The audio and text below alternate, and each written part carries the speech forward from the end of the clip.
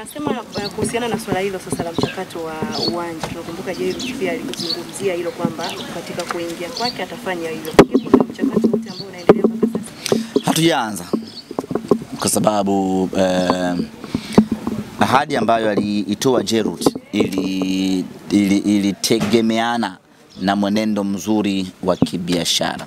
Sio kama aliahidi atajenga uwanja kutoka kwenye hela yake ya mfukoni au ajenge uwanja kutoka kwenye biashara zake nyingine.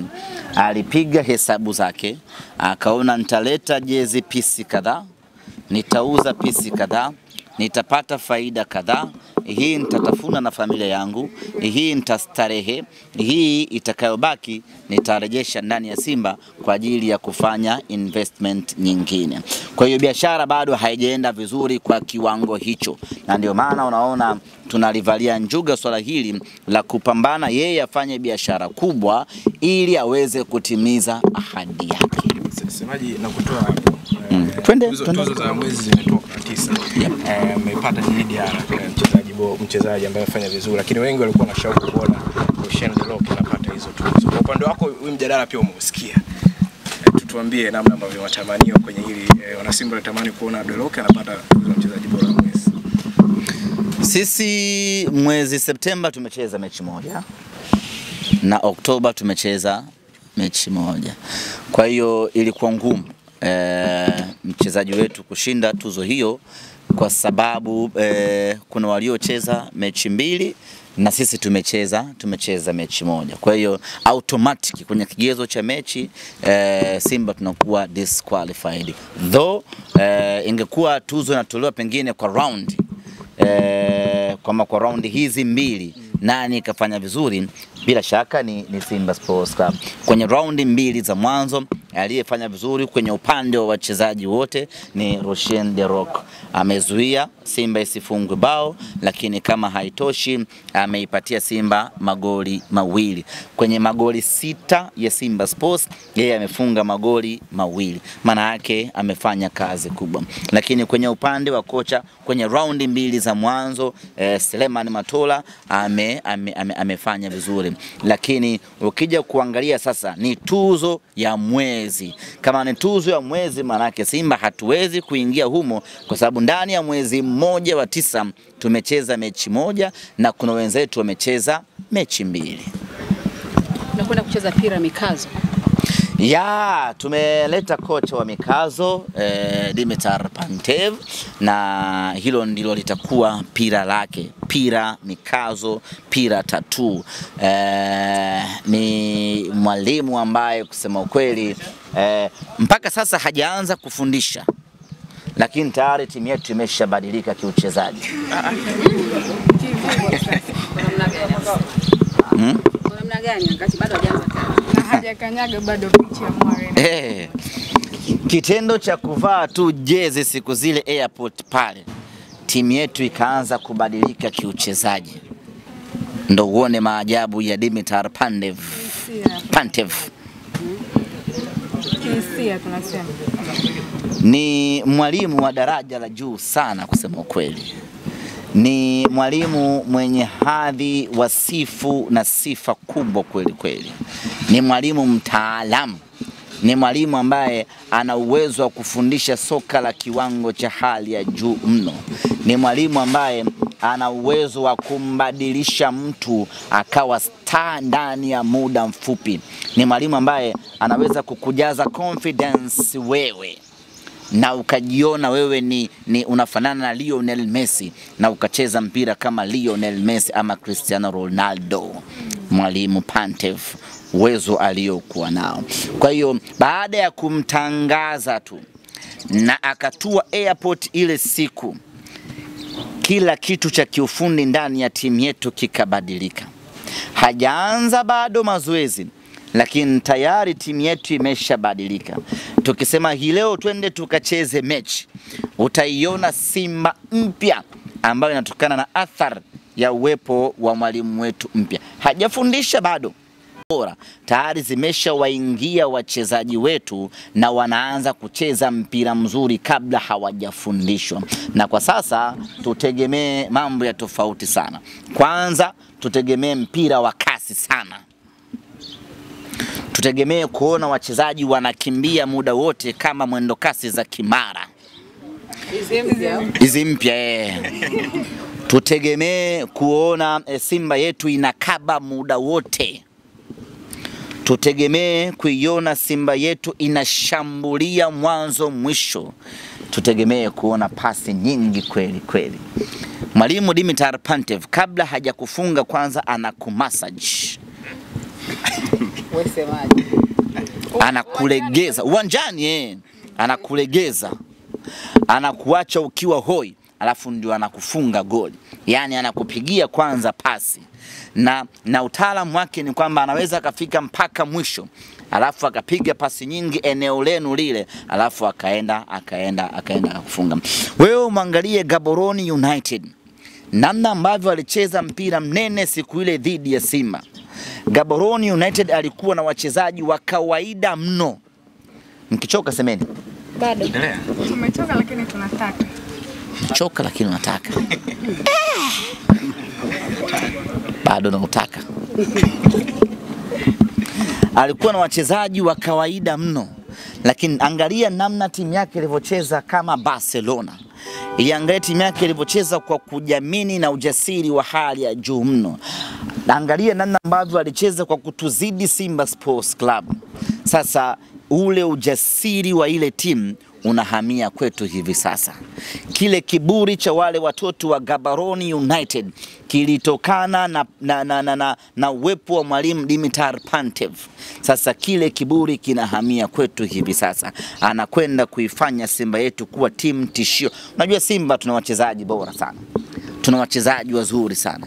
Kwa tuhitaji mtu kama Pantev kwa ajili ya kuja kuwasimika wachezaji wetu ufedhuli wa kimpira ili waende wakafanye maangamizi makubwa. Ndio maana nasema ya kwamba hajaanza kufundisha, lakini tayari timu yetu imeshakuwa na mabadiliko makubwa kweli kweli. Na biidhnillah tutaanza kuyaona haya mabadiliko kwa vitendo kuanzia mechi yetu ya tarehe 17. Ulisema unaenda kuchora tattoo mkononi. Ushampata mchoraji? Na lini unachora? Mchoraji nimempata. Na nitachora hapa tattoo. Shida ameniambia mkono wangu ni mdogo. Lakini kwa hiyo Simba hataonekana sana. Kwa naweza nikachora hapa kama Mike Tyson. Yani linadi kumwenzi tu mwalimu wetu Pantev, mwalimu wa mikazo. Tachora hapa tattoo langu. Mipango ya safari ya mechi ya ligi ya mabingwa hatua ya pili. Ipo mipango yote kwa mashabiki labda kama ambavyo wengine tunaona wanafanya, kuhakikisha tunapata support mkiwa ugenini? Kwanza mipango ambayo tunaifanya inaanzia Afrika Kusini. Hivi sasa ninapozungumza nanyi wapo mashabiki wengi wa Afrika Kusini. Unajua kutoka Afrika Kusini mpaka Eswatini ni masaa 5. Kwa hiyo wameshaanza kujikusanya. Tuna mashabiki wetu pale kutoka Joburg, Wekundu wa Johannesburg, lakini tulivyokwenda Durban kucheza nusu finali na Stellenbosch, tulizindua tawi jingine pale la Wekundu wa Durban. Kwa hiyo wale wote wanajikusanya hivi sasa kwa ajili ya kuelekea Eswatini. Lakini tutawachukua vingine wa Botswana. Na kuna mashabiki wengine kutoka Zimbabwe pamoja na Zambia na Malawi, na wenyewe wanakuja kwa ajili ya kuja kuisupport Simba yao. Kwa hiyo mpaka sasa tuna kundi kubwa la mashabiki kutoka kusini mwa jangwa la Sahara ambao wanakwenda Eswatini. Kwa hapa nyumbani Tanzania bado sijapata maelekezo ya viongozi wangu tunafanyaje ili kuaccommodate mashabiki ambao wanahitaji kwenda na timu Eswatini kwenda kumpelekea moto mpinzani wetu usingizini. Tutakia safari njema sana. Mbona mmewahi kumaliza? Tupate kama matatu ya mwisho. Sifa za Pantev mmeridhika nazo lakini Semaje? Hapo kwa kocha Pantev wanasema kwamba sio muumini wa backpass ambazo zilikuwa that's very nice question. Ni marufuku backpass. Pantev formula yake. Yani uwe umezidiwa shaanza kusikia njaa, interview imekuwa ndefu. Hapa nipate maandazi. Kuchoka sichoka, jasho ni ubinadamu. Nipate maandazi yenye hamila nyingi, nipoze njaa. Ni marufuku kupiga pasi ya nyuma. Labda huo umekabwa sana, ndio unaruhusiwa kupiga pasi ya nyuma. Hiyo ndiyo falsafa ya mwalimu Pantev. Na Pantev ana formula mbili. Formula ya kwanza ni mbele kwa mbele, yani twende kwao. Na kwenda kwao kuna mgawanyiko wa aina mbili. Tunaweza kwenda kwa kupiga pasi nyingi za haraka haraka, ama tukapiga ndefu tukaenda kwao kwa kufika kwa wepesi. Na kupiga pasi nyingi za haraka haraka, wachezaji wa namna hiyo tunao, wakina Budo, anagusa, anaondoka, anakwenda kuchukulia mbele, anaachia kule. Kupiga pasi ndefu, hiyo ni kazi ya Alassane Kante. Nachukua Marichi, kwa hiyo ni marufuku, hairuhusiwi, it's strictly prohibited. Strictly prohibited kupiga pasi nyuma. Wakati upi? Wakati mechi inachezwa. Yani anapoanza Kamara, akaanza kwa Mligo, au akaanza kwa Kapombe. Kapombe anaileta kwa Rushin, Rushin anamwachia Shamo. Shamo anamrudishia tena Rushin. Tunaondoka hapo. Mali inakwenda moja kwa moja kwa Kagoma. Kagoma na asante sana. Kagoma anagonga one touch, inakwenda kwa Alassane Kante. Kante ndio atafanya maamuzi pale, apige safari ndefu au aanze nyepesi kwa Ahua. Ahua ataangalia aende kwa Kibu au aende kwa Mpanzu. Mpanzu akichukua mali moja kwa moja analeta katikati kwa Soa, hilo ni goli. Hii inahusiana na Gusa Cheto ndio kwa usemaji. Wewe achana na mipasho hiyo wewe. Ndio hiyo inaitwa. Pira mikazo alina hayo mambo hayo. Tumewekaje hiyo? Kwa safari hii bana tuna kocha Menuno na tuna kocha Mikazo. Si ndio Menuno?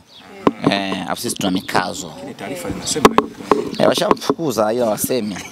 Bana waandishi, nendeni mkamuulizie foil yuko wapi? Hatujamzoea ukimya huo. Wewe Latifa, nenda pale panapojaaga maji. Nenda kaulize foil yuko wapi?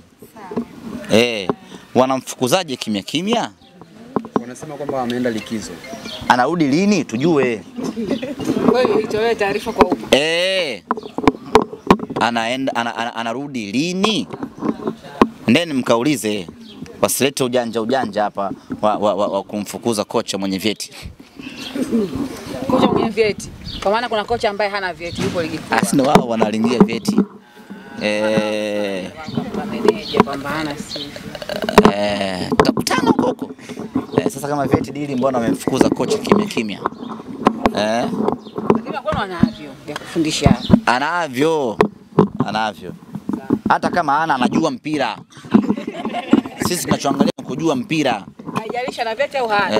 Vyeti si makaratasi tu. Mbona wamemfukuza kocha mwenye vyeti vingi? Yule bwana Menuno ana vyeti vingi, ukivipanga kutokea Mbagala mpaka Mkuranga, lakini boli hajui. Hajui kufundisha.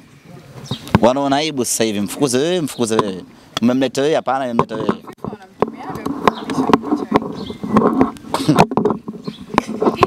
Fundisha wachezaji.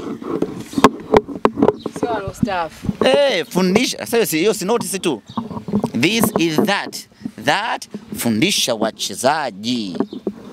Sijui umeelewa? Fundisha watu wacheze mpira. Semaji shukrani. Ya mwisho Sema Conte anapiga sana pasi, anakata sana umeme. nani? Anakata sana umeme kuliko Kante. Wewe umeona anacheza?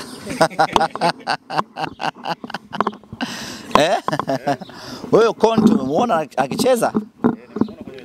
Wapi?